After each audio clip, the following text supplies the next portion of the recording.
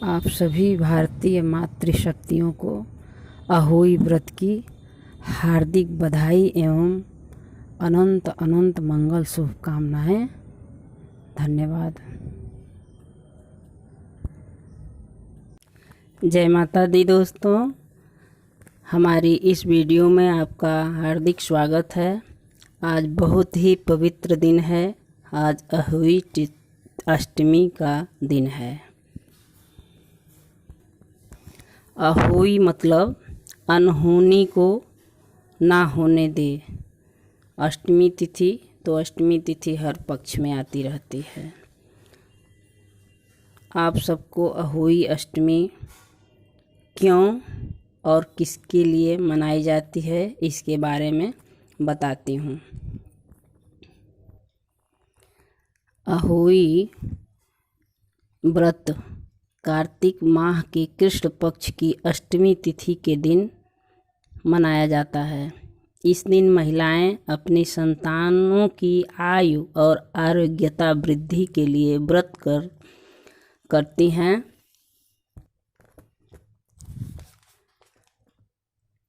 संतान की दीर्घायु निर्जला व्रत करके किया जाता है। इस व्रत में महिलाएं शाम के वक्त भगवान गणेश की पूजा करने के बाद तारों को अर्घ्य देने के बाद व्रत का पारण करती हैं और दिन भर निर्जल व्रत रहती हैं।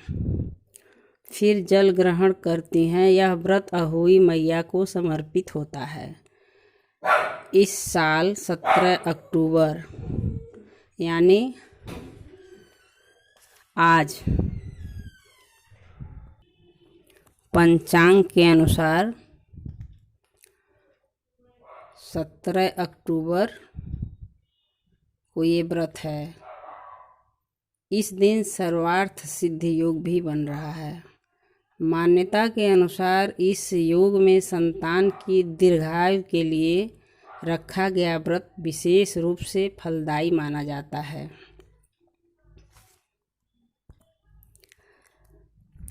माँ बच्चे के बीच प्यार व स्नेह का प्रतीक है अहोई अष्टमी। करवा चौथ के बाद अहोई अष्टमी का पर्व आता है, जो कार्तिक माह के कृष्ण पक्ष की अष्टमी तिथि को रखा जाता है। इस साल अहोई अष्टमी 17 अक्टूबर को है। ये व्रत महिलाएं संतान के सुखी जीवन के लिए रखती हैं। यह व्रत भी करवा चौथ की तरह निर्जला रखा जाता है और व्रत को आकाश में तारों को देखने के बाद ही खोला जाता है। आइए जानते हैं इस व्रत से जुड़ी खास बातें। अष्टमी तिथि प्रारंभ होगी 17 अक्टूबर 20:22 सुबह 9:29 से शुरू होगा। सुबह 9:29 से शुरू होगा। अष्टमी तिथि समाप्त होगी 18 अक्टूबर 2022 को दोपहर 11:57 पर। अभिजीत मुहूर्त है 17 अक्टूबर सोमवार दोपहर 12 बजे से 12:47 तक। तारों को देखने के लिए शाम का समय है 6:13 पर। चंद्रोदय का समय है रात को 11:24 पर।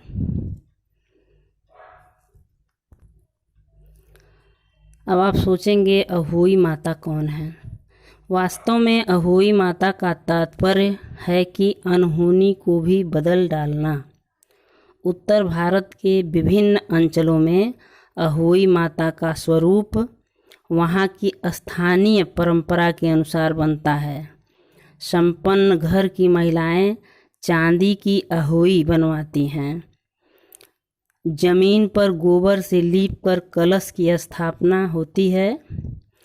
अहोई के चित्रांगन में ज़्यादातर 8 कोष्ठक की एक पुतली बनाई जाती है। उसी के पास शाही तथा उसके बच्चों की आकृतियां बना दी जाती हैं। इस व्रत में तारों का विशेष महत्व है। जिस तरह करवा चौथ के दिन चंद्रमा को अर्घ्य दिया जाता है, ठीक उसी तरह अहोई अष्टमी के दिन तारों को अर्घ्य दिया जाता है। ये इकलौता व्रत है जिसमें तारों को अर्घ्य दिया जाता है। मान्यता अनुसार आकाश में तारों की संख्या को आज तक कोई नहीं गिन पाया, इसलिए माताएं तारों से ये प्रार्थना करती हैं कि उनके कुल में भी इतनी ही संतानें हों और जिस तरह तारे आसमान में हमेशा के लिए मौजूद रहते हैं, ठीक उसी प्रकार उनकी संतान और उनका नाम संसार में विद्यमान रहे, उनका वंश बेल बढ़ता रहे, उनके वंश में को आगे बढ़ाने के लिए बच्चे होते रहें और दीर्घायु हों, शौर्यशाली हों। यही वजह है कि इस दिन तारों को अर्घ्य दिया जाता है। कैसी की जाती है पूजा बताते हैं। इस दिन सायंकाल दीवार पर 8 कोष्ठक की अहोई की पुतली रंग भरकर बनाई जाती है। उस पुतली के पास सेई तथा सेई से बच्चों का चित्र भी बनाए जाते हैं। आजकल बाज़ारों में बने बनाए पोस्टर मिलते हैं, उन्हें भी दीवार पर चिपकाया जा सकता है। सूर्यास्त के बाद माता की पूजा करने से पहले पृथ्वी को पवित्र करके चौक पूर कर एक लोटा जल भर कर एक पटरे पर या पीढ़ा पर या लकड़ी के चौकी पर अहोई अष्टमी व्रत की कथा सुने। पूजा के लिए माताएं पहले से चांदी की अहोई बनाए, जिसे सेई कहते हैं, और इसमें 2 मोती डलवा लें। फिर अहोई की पूजा रोली, अक्षत, दूध, भात, जल भरे लोटे पर स्वास्तिक बनाकर मौली बांधकर एक कटोरी में हलवा तथा बायने के रुपए निकाल कर रख लें और 7 दाने गेहूं के लेकर कहानी सुने। कहानी सुनने के बाद अहोई की माला गले में पहन लें। बायना सास या सास के समान किसी स्त्री को भेंट कर दें और उनका आशीर्वाद लें। अहोई व्रत करने में सतंजा का बहुत महत्व है। सतंजे में 7 अनाज होता है, जैसे गेहूँ, चावल, जौ, बाजरा, मक्का, चना, उड़द, ऐसे ही 7 अन्न से सतंजा होता है। तो सतंजा ले कर के ही पूजा होता है। और सफ़ेद फूल, सफ़ेद मिठाई और रोली, फूल, अक्षत, ये तो रहता ही है। उसके बाद जब आप पूजा कर लेंगी तो जो सतंजा होता है वो गौ माता को खिला देना चाहिए। जब अर्घ्य दे लें, चंद्रमा को अर्घ्य देकर स्वयं भोजन करें। दीपावली के बाद किसी भी शुभ दिन अहोई को गले से उतार कर उसका गुड़ से भोग लगाएं और जल के छींटे देकर मस्तक झुकाकर रख दें। दिवाली के दिन अहोई माता की माला निकाल के पूजा करके रख दिया जाता है। यह व्रत सभी महिलाएं कर सकती हैं। जिनके पास बेटा बेटी है वो लोग भी करें, जिनके पास बेटा बेटी नहीं है वो लोग अहोई माता से बेटा बेटी मांगे व्रत करके। जिनका गर्भस्राव हो जाता है बार बार वो भी करें।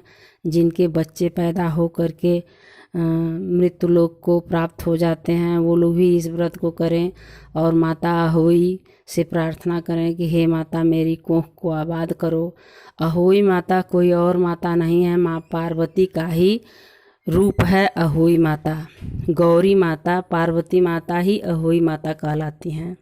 इन्हीं के परिवार का पूजा होता है। शंकर जी, पार्वती जी, गणेश जी, कार्तिकेय जी, इन लोगों का पूजा होता है। और अहोई माता का चित्र लगाया जाता है, जिसमें शाही और शाही का परिवार, स्याही एक जानवर होता है, वो स्याही, उसके शरीर में कांटे होते हैं, तो उसका भी पूजा किया जाता है। तो उसके बाद जो है दूसरे अहोई माता का कथा सुनने से पहले सर्वमंगल मांगल्ये शिवे सर्वार्थ साधिके शरणे त्र्यंबिके गौरी नारायणी नमस्तुते। माता गौरी ही अहोई माता हैं।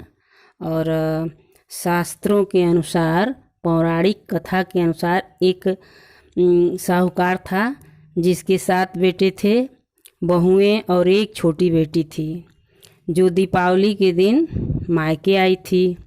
एक बार घर को लीपने के लिए 7 बहुएं मिट्टी लाने को जंगल में गईं, तो ननद भी उनके साथ चली गई। बेटी जहाँ मिट्टी काट रही थी, उस जगह पर स्याहू अपने 7 बेटों के साथ रहती थी। मिट्टी काटते समय गलती से बेटी की खुरपी से स्याहू को चोट लग गया। उसके खुरपी से उसको चोट लग गया और एक बच्चा कट गया और स्याहू का खून बहने लगा। और स्याहू की माँ जब आई तो खून देख करके उसको गुस्सा आ गया और उसने उस लड़की को, साहूकार के बेटी को श्राप दे दिया कि मैं तुम्हारी कोख बांध दूँ, तुम्हारी कोख बंध जाए, कभी तुम्हारी कोख न चले।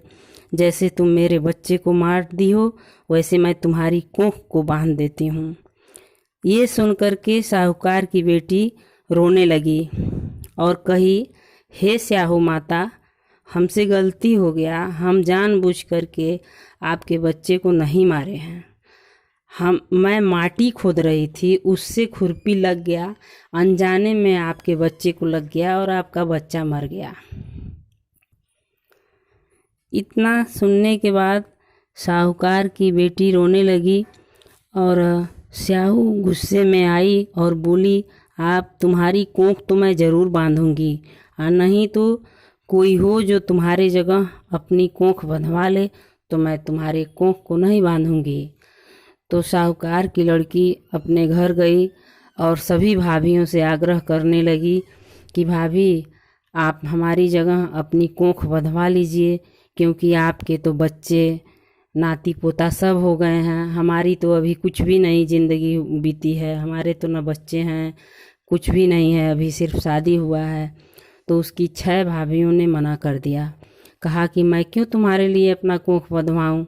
तो छोटी वाली भाभी ने सोचा कि हमारे तो 7 बेटे हैं, बहुएं हैं, इसका अभी एक भी बच्चा नहीं है, तो मैं अपना कोख बंधवा लेती हूँ।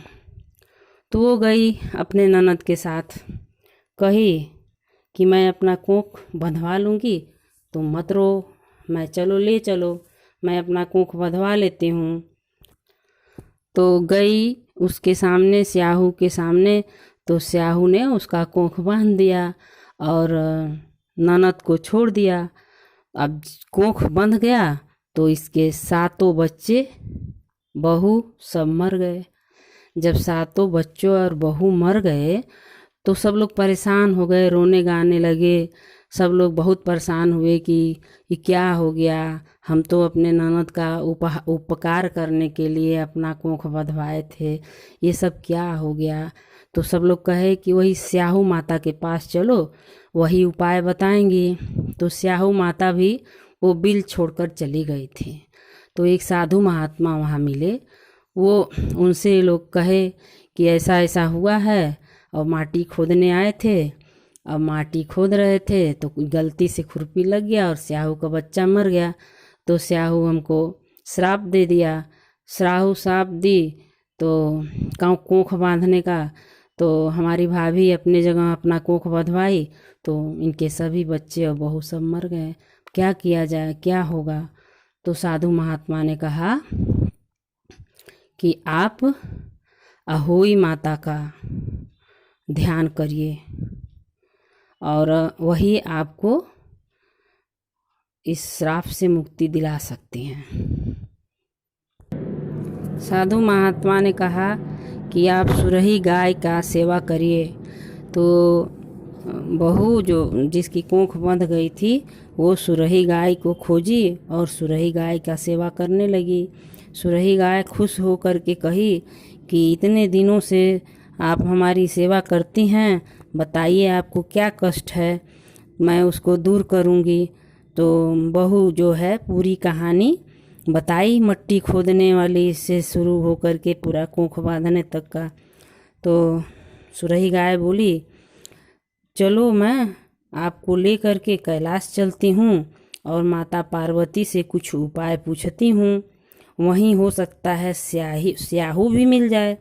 गौ माता के साथ कैलाश पर्वत पर जाते जाते 5-6 दिन लग गया। बहू जहाँ गौ माता सोती वहीं वो भी सो जाती। वहाँ जाने के बाद माँ पार्वती से पूरी कहानी बताई। माता पार्वती की सेवा करती, स्याहू भी वहाँ थी, उसकी सेवा करती। स्याहू खुश होकर पूछती है, तुम्हें क्या चाहिए, तुम यहाँ तक किस लिए आई हो। छोटी बहू पूरी कहानी बताती है और कहती है, हे माता, हे अहोई माता, मेरा कोख खोल दीजिए, आप अपना श्राप वापस ले लीजिए। तो स्याहू ने कहा कि मेरा श्राप मैं नहीं वापस ले सकती हूँ और आप जगदम्बा भवानी गौरी को ही अहोई माता कहते हैं, उन्हीं अहोई माता का आप व्रत करिए, मेरा श्राप अपने आप कट जाएगा। तो उसने व्रत किया, उसका श्राप कट गया। जब पार्वती माता अहोई माता के पास जा रहे थे तो एक जगह गऊ और बहू दोनों आराम कर रहे थे। तो सांप गरुड़ पंखिनी के बच्चे को डसने जा रहा था। तब वह उस सांप को मार देती है बहू। इतने में गरुड़ पंखिनी आ जाती है और खून बिखरा देखकर उसे लगता है कि उसके बच्चे को बहू जो है मार दी। इस पर वह बहू को चोंच मारने लगती है। तब बहू कहती है कि उसने तो उसके बच्चे को की जान बचाई है। गरुड़ पंखिनी इस पर खुश होती है और उसे स्याहू के पास पहुंचा देती है। वहां स्याहू बहू की सेवा से खुश होकर उसे 7 पुत्र और 7 बहू होने का आशीर्वाद देती है। स्याहू के आशीर्वाद से बहू का घर पुत्र और पुत्र वधुओं से भर गया। अहोई माता जैसे उनका परिवार, जैसे उनका घर आबाद कर दी, वैसे सभी कथा सुनने वालों का घर आबाद हो, सबके बच्चे हों, सबके बच्चे दीर्घायु हों। हम अहोई माता से यही प्रार्थना करेंगे। जय माता दी।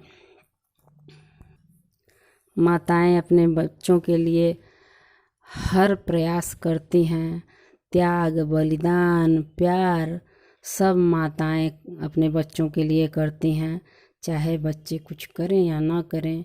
एक प्रसंग है दुर्गा सप्तशती में कि माता कुमाता न भवति पुत्र कुपुत्रो भवत। माता कभी कुमाता नहीं होती, हमेशा अपने पुत्र का भला ही चाहती है। उसके डांट में भी उसका प्यार और उसका भलाई छुपा रहता है। लेकिन बच्चे अपनी माँ को नहीं समझते हैं, उन्हें समझना चाहिए। बच्चे इसीलिए पैदा होते हैं, माँ बाप सेवा करके बड़ा करते हैं कि वही बच्चा बुढ़ापे में माँ बाप का सहारा बनेगा। लेकिन आजकल इसका उल्टा ही होता है। मैं अपने वीडियो के माध्यम से यही कहूँगी कि अपने माँ बाप का सेवा ज़रूर करिए। कुछ ही दिन तो करना होता है। हर माँ बाप आपको 25 साल 30 साल सेवा करके बड़ा करके कमाने योग्य बना करके शादी ब्याह कर देते हैं। तो कम से कम आप लोग 10 साल 20 साल 25 साल 30 साल आप लोग भी उनको टाइम पर खाना पानी उनका सेवा करिए। इतने तो नहीं बूढ़े हो जाते हैं कि अपना काम ना कर सकें, लेकिन हाँ टाइम पर दवा है, अस्पताल ले जाना है, उनकी खुशियों का ख्याल रखना है और कुछ ज़्यादा नहीं करना पड़ता है। तो आशा करते हैं कि आप लोग भी अपने माँ बाप की सेवा करेंगे और किसी भी माँ बाप को वृद्धाश्रम में नहीं जाना पड़े, ऐसा ही मैं सोचती हूँ। ऐसा ही आप लोगों से आग्रह करती हूँ कि आप लोग से थोड़ा भी सेवा करेंगे तो माँ बाप खुश हो जाएंगे, अपने घर पर रहेंगे। अगर वो घर पर रहेंगे तो आपको अपना अनुभव ही सिखाएंगे, कुछ गलत नहीं सिखाएंगे। आप उनसे सीखिए, क्योंकि उनको उम्र का तजुर्बा रहता है। तो इसी के साथ हम वीडियो को समाप्त करते हैं। और आप लोग मेरे वीडियो को शुरू से अंत तक देखिए, लाइक करिए, शेयर करिए, और सबसे ज़रूरी बात है कि आप लोग मेरे चैनल को सब्सक्राइब करिए। धन्यवाद। जय हिंद।